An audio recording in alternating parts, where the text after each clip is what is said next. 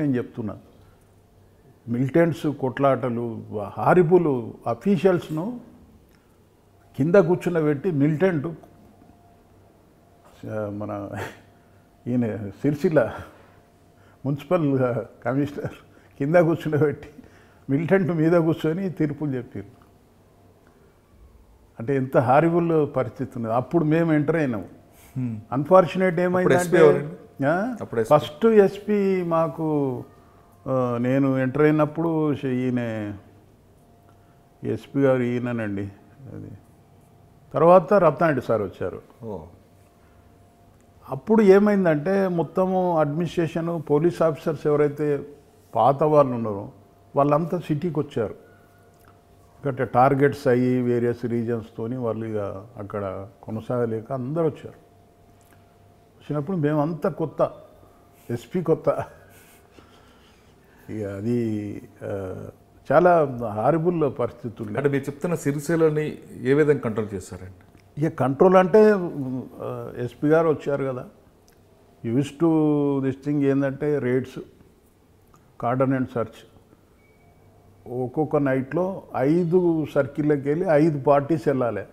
ఒక విలేజ్ని కార్డన్ చేయాలి. 3 గంటలకు పోయి కార్డన్ చేసి ఎర్లీ మార్నింగ్ వాళ్ళందరినీ అసెంబుల్ చేసి మిలిటెంట్స్ను ఎక్స్పోజ్ చేసి వాళ్ళకు మాట్లాడి వాళ్ళకు చెప్పి, ఇది ఒక పద్ధతి. ఒక యుద్ధానికి పోయినట్టు అది. అట్లా ఒకసారి సక్సెస్ అయింది. ఏంటంటే ఒక పార్టీ కార్డన్ చేసినాక కొన్ని పార్టీస్ ఎంటర్ అవుతాయి విలేజ్లలో, హౌస్ టు హౌస్ సర్చ్ చేస్తాయి. ఓ పార్టీ పోయి హౌస్ టు హౌస్ సర్చ్ చేసినప్పుడు అలా ఎక్స్ట్రీమిస్ట్ ఉండేది. They open fire and escape. అట్లా మొత్తం ఏంటంటే చాలా రోజులు పట్టేది. First we have to list out the militants. ఇంట్లో ఎవడు మిలిటెంట్ ఉన్నాడు, ఏ గ్రూప్ మిలిటెంట్, ఈయన యాక్టివిటీ ఏంది, వాడు ఎన్ని అఫెన్స్లు ఉన్నాడు, ఇట్లా మొత్తము ఒక్కొక్క ఐడెంటిఫై చేసి పట్టి అరెస్ట్ చేసేటరకు ఒక లెవెల్కి వచ్చింది అది.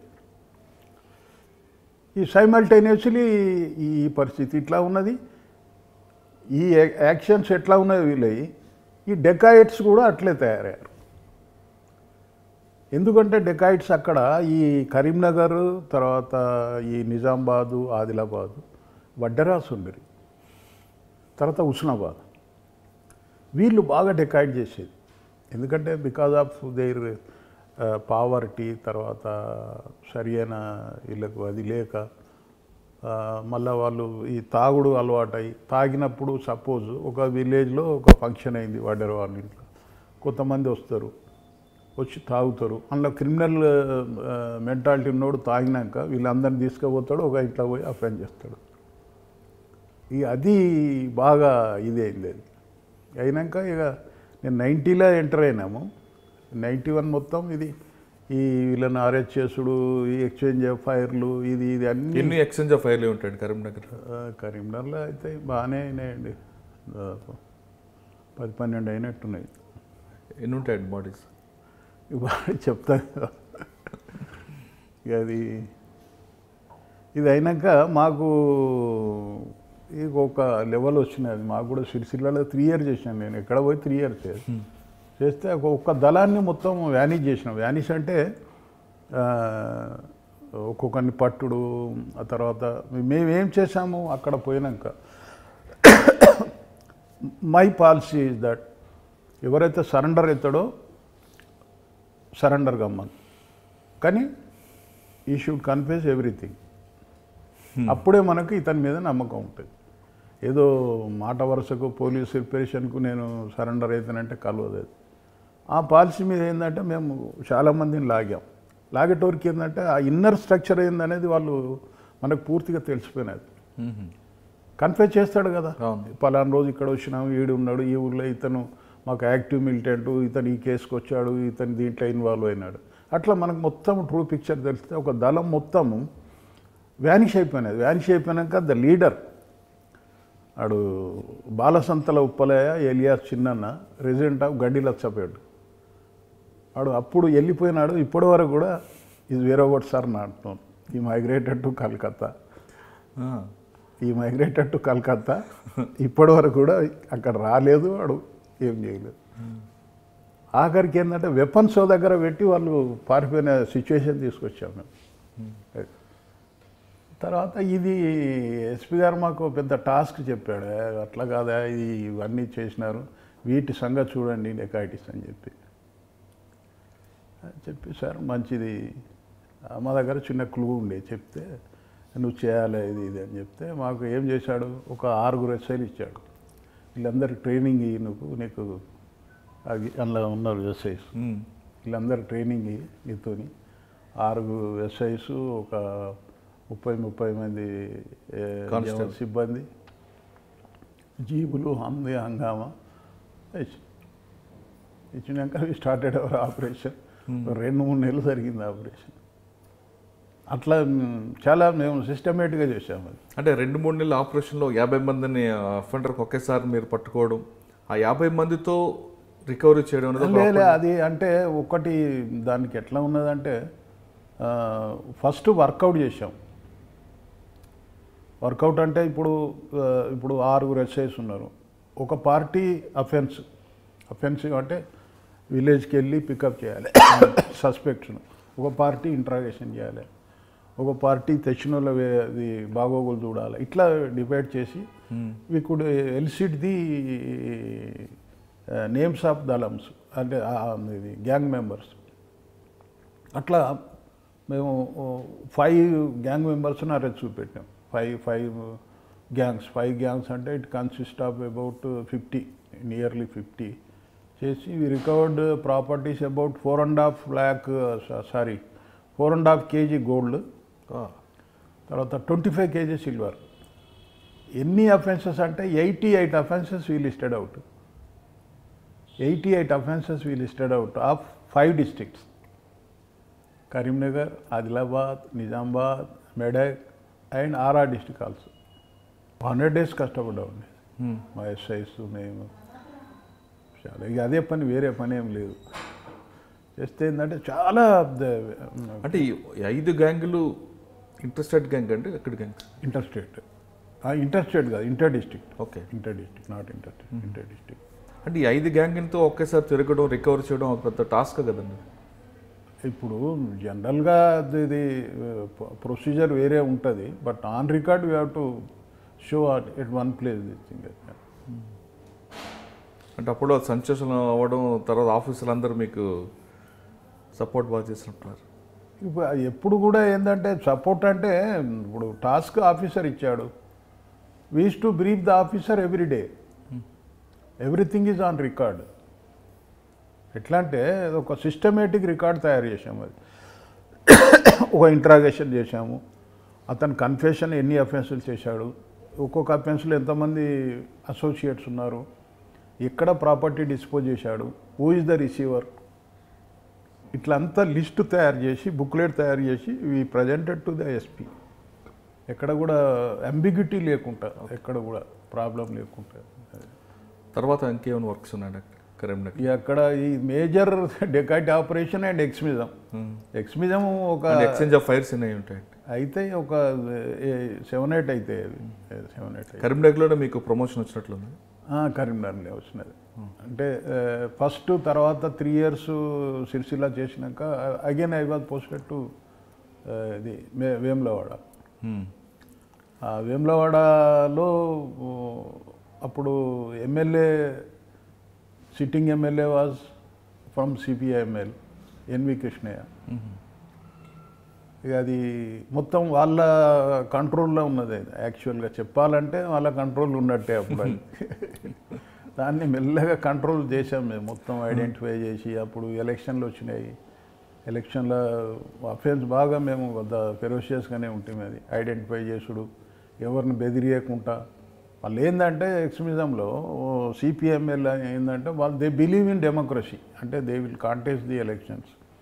జనరల్గా ఏంది, ఎవరైనా కాంటెస్ట్ చేస్తారంటే వాళ్ళని బెదిరించుడు, నామినేషనే వేయొద్దని చెప్పి వాళ్ళని బెదిరించుడు, ఇవన్నీ చేసేది. మేము అది కర్టైల్ చేసాం, ఎవరు కూడా అక్కడ బెదిరియకుండా. తర్వాత we stood support to the other party members, వాళ్ళు ఫైల్ చేశారు. ఎమ్మెల్యే ఎలక్షన్లో కూడా బాగా వర్కౌట్ చేసినాం. అది తర్వాత వేములవాడ తర్వాత వేములవాడలో మాకు ఒక మంచి ఎక్స్చేంజ్ ఆఫ్ ఫైర్ అయింది. అది very very good exchange of fire. అది totally my effort this thing. ఎవరిది దాంట్లో డెవలప్డ్ అయిన ఇన్ఫార్మేట్ చేసి ఒక నెల రోజులైంది అంతే అని మాట్లాడి మంచిది ఒప్పుకున్నాడు. వన్ డే నేను లంచ్ చేస్తుంటే వచ్చినాడు. అయ్యా దళం ఉన్నది ఎక్కడ అంటే మా విలేజ్ వెనకనే ఉన్నది. Day time.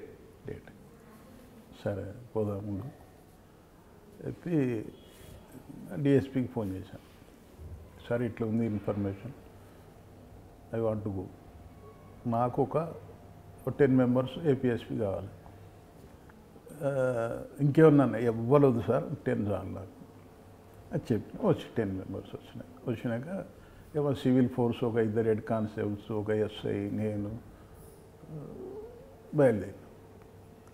అప్పుడు పరిస్థితి ఏంటంటే ఇప్పుడు గవర్నమెంట్ చాలా జనరస్ ఉన్నది కాబట్టి విపరీతమైన వెహికల్స్, సిబ్బంది కన్నా ఎక్కువ కొన్ని స్టేషన్లో సిబ్బంది కన్నా ఎక్కువ వెహికల్స్ ఉన్నాయి. మాకు వెహికల్ దొరకలేదు ఫర్ ఇన్ఫర్మేషన్.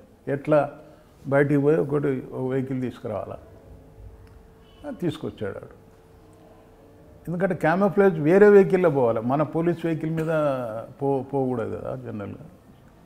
బయలుదేరి ఆ వేములవాడ క్రాస్ రోడ్ రాగానే ఒక ప్లేట్ అది టైర్ గాలిపోయినది.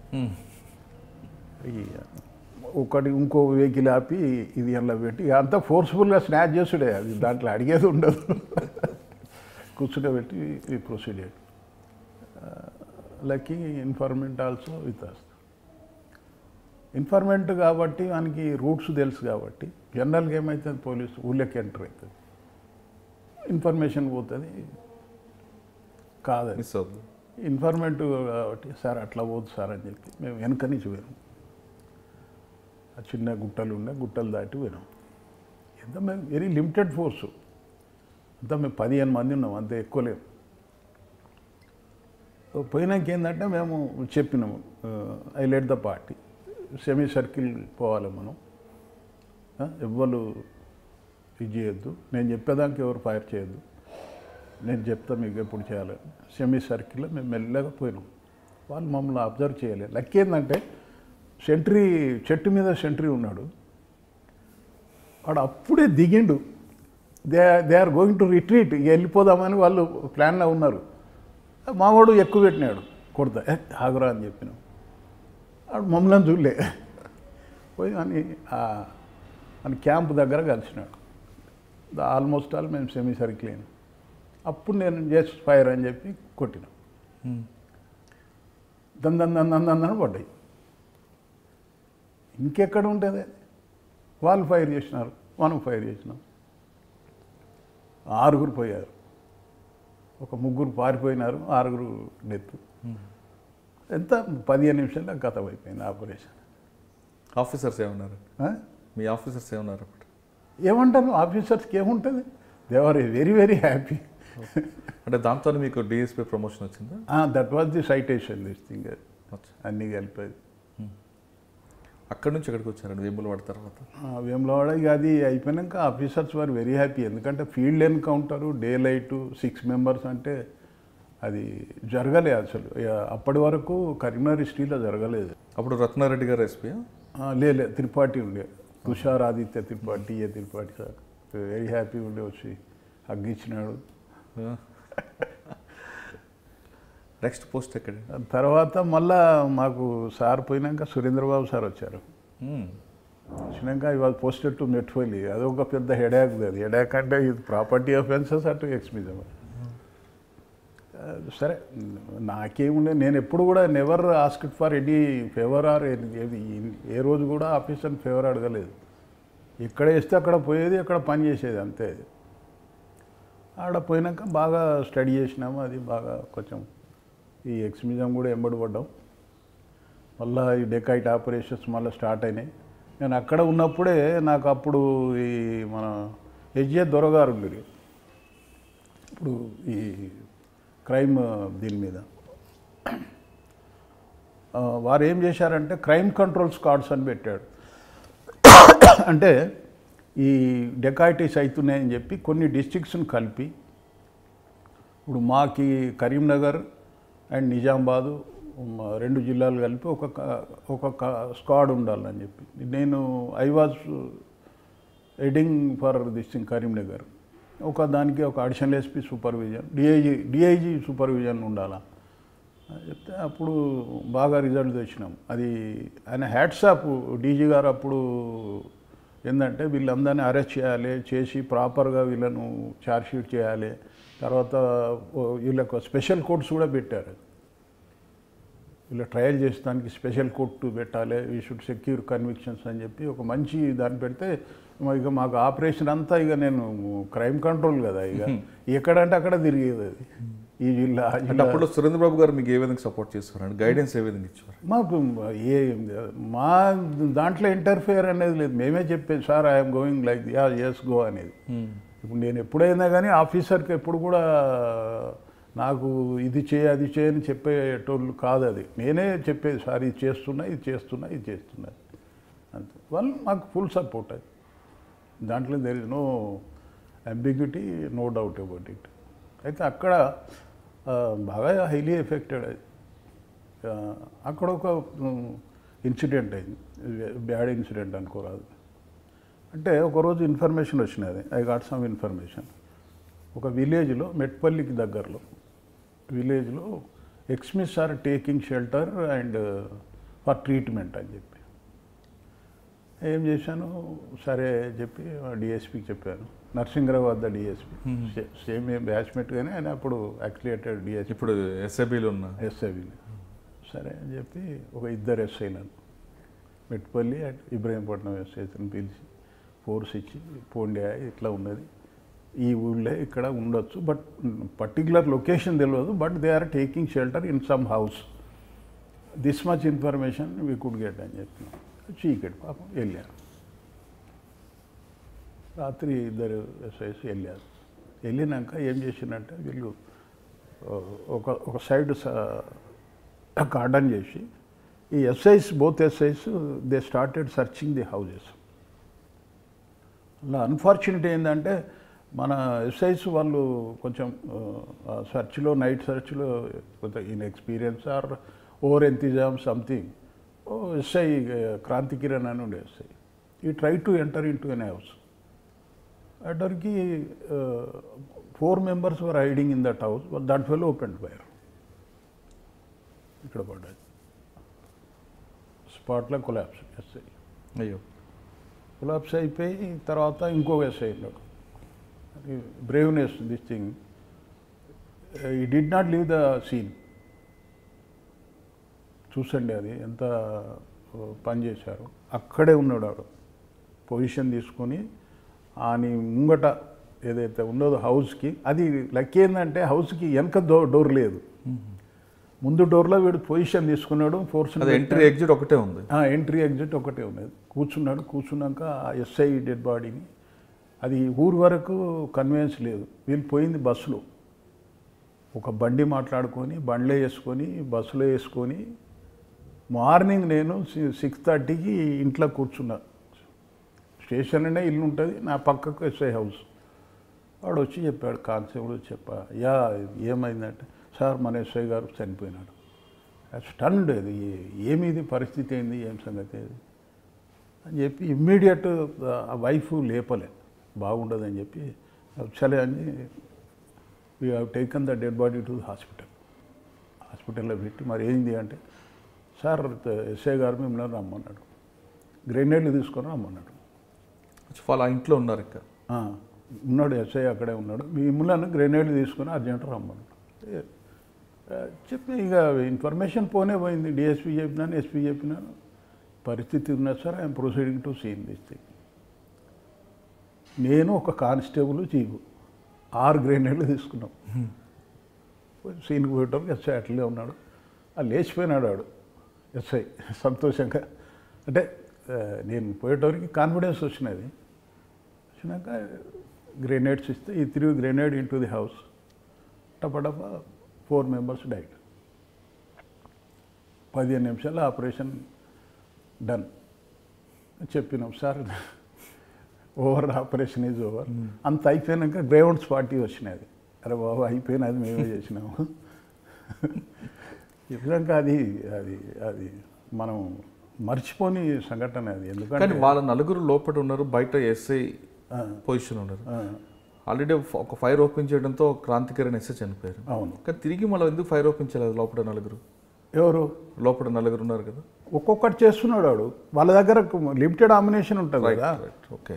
వాడు త్రూ అవుట్ ద నైట్ అప్పుడోటప్పుడు నాడు ఫైర్ చేస్తారు.